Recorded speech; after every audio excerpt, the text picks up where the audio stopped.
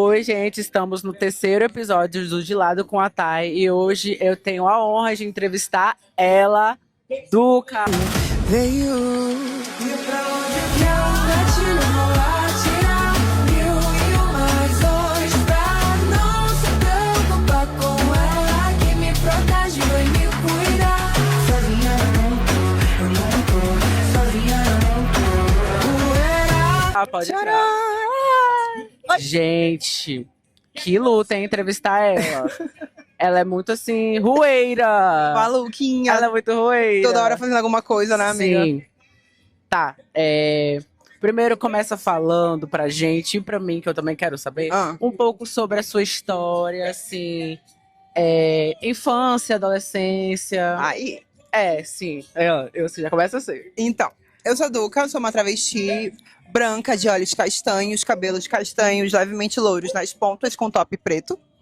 E eu sou artista, eu sou atriz, cantora e produtora cultural. Eu comecei a minha trajetória artística já meio, mais ou menos assim, eu não tenho uma infância musical, entendeu? Sim. Minha família sempre gostou de ouvir música, mas ninguém da minha família canta ou trabalha com música. E aí eu sempre gostei muito de música, eu sempre, quando eu era mais novinha, eu pegava aquelas músicas do Disney Channel, Sim. eu não sabia nem falar inglês ainda, mas eu pegava, aí eu escrevia a música como eu entendia pra eu cantar com a minha prima. Tudo. E aí, foi isso, eu cresci, fiz uma bandinha de escola, ninguém sabia tocar nada, e aí quando a gente ficou um pouquinho, no ano seguinte entrou um professor de música. Aí ele falou, vocês querem montar uma banda? Bora montar uma banda. A gente montou uma banda e começou a cantar nas escolas. Mas assim, desculpa a pergunta, era escola, tipo, pública ou... Era salesiana, era escola de freira. Aí a gente cantava as músicas lá, inclusive eu acho que eu lembro de alguma, peraí. Um passado legendário, doação de vida. É isso. Aí cantei aí, fui pro ensino médio. No ensino médio comecei a ficar maluca, né? Fazer coisa errada, gazetar aula. Aí eu fui expulsa da escola que eu tava. Nossa, Só que nessa escola era uma escola militar. E nessa escola militar tinha um sarau. E aí o sargento me colocou pra cantar. Aí eu cantei Beyoncé, eu cantei Bruno Mars, eu cantei Christina Perri, A Thousand Years. E aí todo mundo gostou muito de mim por eu saber cantar. Ai, que legal. Mas eu era uma peste. Então, quando eu fui pedida pra retirar da escola, o sargento falou, mãe, foca nela que ela tem futuro. E a minha mãe falou, porra, de futuro? Ela tá sendo expulsa da escola. Se manca. E aí, nessa, eu foquei em trabalhar. Comecei a trabalhar com 16 anos e parei de fazer qualquer coisa com música. Trabalhei dos 16, de CLT dos 16 até os 23 anos. Em que área você trabalhou? Eu trabalhava sempre com gestão, então eu entrei para gestão da qualidade como menor aprendiz. Depois de gestão da qualidade, entrei para auxiliar administrativo na Bemol. Aqui eu posso falar marcas, né? Posso falar nome de tudo? Pode. Entrei para auxiliar administrativo na Bemol, na época da pandemia. Caraca. E aí fui efetivada, porque eu era temporária. Depois de ser efetivada, eu fui promovida para supervisora. E eu virei supervisora de operações na área logística da Bemol. Então, se chegou a entrega para você dos anos de 2020 a 2024 na Bemol, teve a mãozinha dessa travesti aqui. Olha, né, meus amores? E aí, Passado, é isso. Não sabia, tá vendo? Morreu. E aí foi por isso que eu virei produtora, porque eu já trabalhava muito com gestão. Eu passei para administração em 2020, quando eu saí do ensino médio, na UEA. Fiz um período e tranquei por conta da pandemia, e porque eu tava fazendo mil coisas e tinha começado a trabalhar. Nessa, eu fiquei trabalhando lá quando eu tive 19 anos. Quando eu tava com 19 anos, que eu já tava com um aquebom, falei, eu vou fazer uma aula de canto. Comecei a fazer aula de canto, entrei pro musical logo depois daí, musical, fiz vários musicais, comecei no teatro, depois a música nunca mais parou, né, depois desse tempo. E aí, em 2024, eu saí da Bemol, transicionei e comecei minha carreira autoral enquanto cantora. Aí veio o primeiro álbum, o primeiro EP álbum. Não, eu nunca lancei nada. A primeira música que eu lancei foi do ano passado, Moleca. Em 2024, eu saí e eu comecei a trabalhar só com arte. Beleza, fiz alguns eventos. Em 2025, eu comecei a cantar mesmo, que aí eu fiz o Wicked in Concert, que a gente postou um vídeo cantando no TikTok e viralizou. E aí, depois que ele viralizou, a gente fez esse evento que lotou. E aí, foi o primeiro evento da esquina. Depois a gente foi para o especial da Lineker, que também deu muito certo. Sim. E aí, a partir daí, minha carreira realmente começou como cantora. E aí, em outubro, eu lancei Moleca, do ano passado. Esse mês, dia 5 de junho, eu lancei Rueira. E mês que vem, estarei lançando Rueira, o EP, já fechadinho. Tá. Agora me fala, assim, referências que você tem no mundo artístico. Então, eu acho que referência... Quando a gente fala de Brasil, eu tenho muita referência da Urias, eu tenho muita referência da Jalu, eu tenho muita referência da Bicharte. muita referência da Marina Sena também. E eu acho que essas são minhas maiores referências mesmo. Mas eu falo muito que minhas referências mesmo são para escrever, para compor, para ter inspiração. São as manas que andam comigo, que vivem comigo, que estão no bar, no teatro, na música comigo.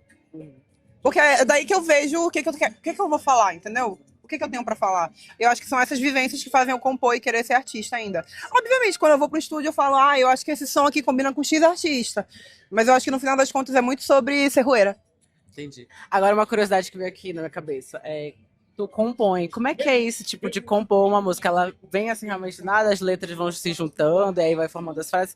Porque, tipo, eu não sei nada, né, de música, entendeu? Então eu não sei como é que é essa parte de compor. Eu acho lindo, né, quem compõe uma música assim, autoral e, tipo, naquele dia que a gente tava indo gravar o Visualize, ela contando, né, na entrevista. Que veio, assim, tipo, de uma forma vomitada, né? Que vomitou. E aí, tipo, eu queria entender mais como é que é esse processo que tu tem.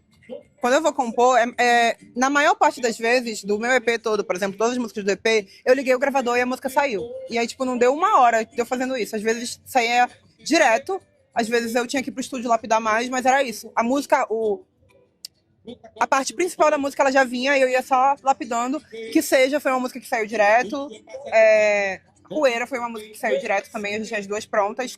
Na hora que eu liguei o gravador e terminei de gravar, já estava pronta elas. As outras eu gravei as partes principais e fui entendendo como eu construí ela, o resto. Mas esse tempo a gente teve o acampamento de composição com a Júlia, e aí lá eu compus de um jeito diferente, que foi, escrevi a letra, pensei numa sonoridade, eu quero desse jeito. Aí eu escrevi a letra já pensando como eu queria o som, mais ou menos. E aí depois de escrever a base da letra, que eu cantei por cima, eu falei, então é assim a música. E aí depois que eu cantei essa parte, eu falei, agora eu quero uma parte que soe desse jeito.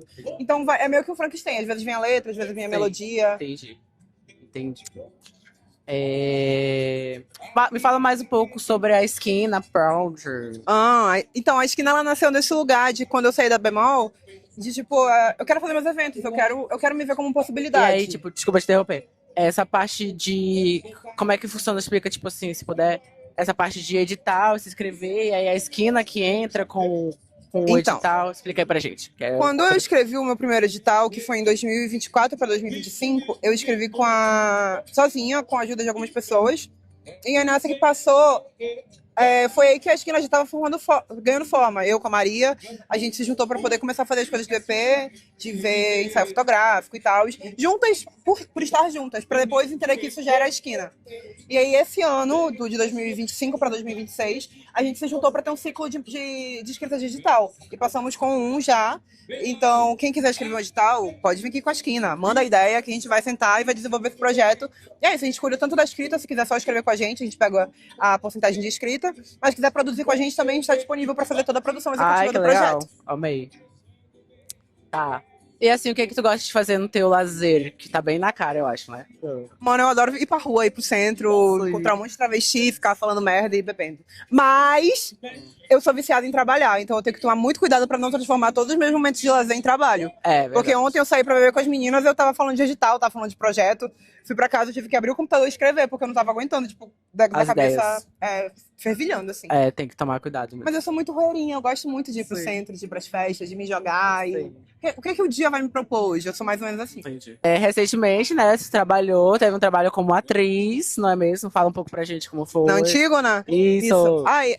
Eu acho que desde quando eu transicionei, os trabalhos como atriz, eles têm pendido muito para falar sobre as nossas narrativas, né? Sim. E ter trabalhado com a Renata de Carvalho, para mim, foi um divisor de águas.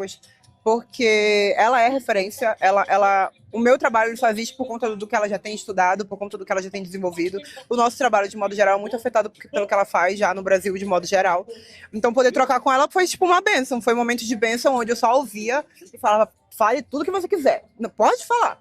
E aí, cara, a direção dela, pra mim, era tipo um estudo mesmo de entender o que ela estava querendo falar e trocar com as meninas. E ter um projeto com 17 travestis em cena também é uma loucura gostosa, assim, de poder... Porque é isso, quando a gente trabalha com as nossas, a gente não tem alguns problemas que teriam com pessoas cis, sabe? Entendi. Sim. Vai errar aquilo, vai falar besteira, não vai. A gente já tá lá, a gente tá só pra trabalhar, a gente não tá pra ter medo. E aí eu acho que é isso, foi um trabalho lindo. Tá. Então, assim, agora pra finalizar, que eu já até sei a resposta, acho, porque é muito isso. Duca por Duca. Uma palavra, assim, que te defina. Doida. Tu achou que eu ia falar roeira, né? Também, mas eu sou doida. O que dá na mesma, que também pode ser tocado por travesti. E Sim. também dá na mesma. Então foi isso a entrevista. Ai, finalmente, amiga, finalmente a gente conseguiu parir essa entrevista. E é isso, E nesse cenário lindo aqui, ó. né? No teatro. Hoje teve muitas coisas, vai já sair tudo que a gente gravou hoje. Lá Chega, no a gente arroba tá- dela. Vou colocar aí tudinho. Amo. É isso. Tchau. Tchau, tchau. Olha aqui uma arma do choque que eu ganhei. Ensina aí como é que usa. Então, a gente pega, aí só pra nenhum guardinha ver, né? Pronto. E... Usei. Eu tenho é medo. Tem que usar, mano, tem que ter. É verdade. Que nem a Gillette. Navalha debaixo Navalha. da língua. Trá.